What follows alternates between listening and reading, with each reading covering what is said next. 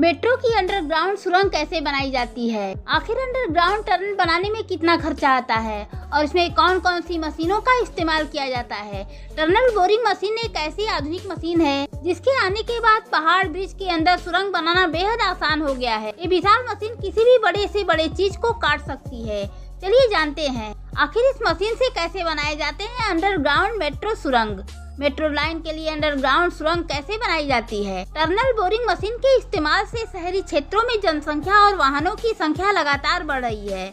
ऐसे में सड़कों की यातायात की समस्या को दूर करने के लिए अंडरग्राउंड मेट्रो लाइन बनाना एक बेहतर विकल्प है, लेकिन शहरों के भीतर एक अंडरग्राउंड सुरंग बनाना एक बहुत बड़ी चुनौती है। इसके लिए एक विशेष मशीन का इस्तेमाल किया जाता है जिसे टनल बोरिंग मशीन कहा जाता है। टनल बोरिंग मशीन एक विशालकाय मशीन है जिसका वजन कई सौ टन होता है। इसमें कई घटक होते हैं जैसे cutting head crew, conveyor guide system, hydraulic jacking system और ऑन प्रोटर कंट्रोल कैबिन। ये मशीन धीरे धीरे आगे बढ़ती है और अपने रास्ते में आने वाले मिट्टी और पत्थर को काट के हटा देती है। पहले चरण में निर्माण स्तर पर एक गहरा गड्ढा खोदा जाता है जिसमें टनल बोरिंग मशीन को स्थापित किया जाता है। इसके बाद मशीन के घटकों को जोड़ा जाता है और इसे चालू किया जाता है।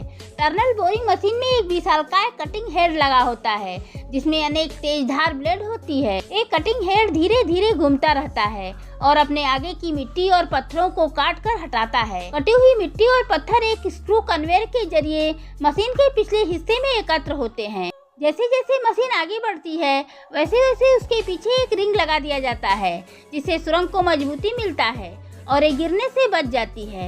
ये रिंग पहले से ही तैयार कर लिए जाते हैं और मशीन के साथ ही आगे बढ़ते जाते हैं। कई बार जब ये मशीन कठोर पत्थर या मिट्टी से निपटने में असमर्थ हो जाती है तो इसमें एक ग्राउट सिस्टम लगा होता है। ये सिस्टम सुरंग के आगे मिट्टी को नरम करने के लिए रसायन छिड़कता है ताकि मशीन आगे बढ़ सके। इस पूरी प्रक्रिया में टनल बोरिंग मशीन को सटीक चलाना एक बहुत महत्वपूर्ण काम होता है। इसके लिए मशीन में लेजर गाइडेंस सिस्टम लगा होता है जो मशीन के ट्रैक पर नजर रखता है। यदि मशीन कभी गलत दिशा में जाने लगे तो उसे सही दिशा में मोड़ा जाता है। सुरंग बनाने का ये पूरा कार्य काफी धीमी गति से होता है। एक दिन में मशीन सिर्फ कुछ ही मीटर की दूरी तय करता है, इसलिए मेट्रो लाइन के निर्माण में काफी समय लेता है। मशीन के आगे बढ़ने के साथ साथ उसके पीछे विभिन्न सिस्टम जैसे वेंटिलेशन पाइपलाइन और बिजली की आपूर्ति भी लगाई जाती है।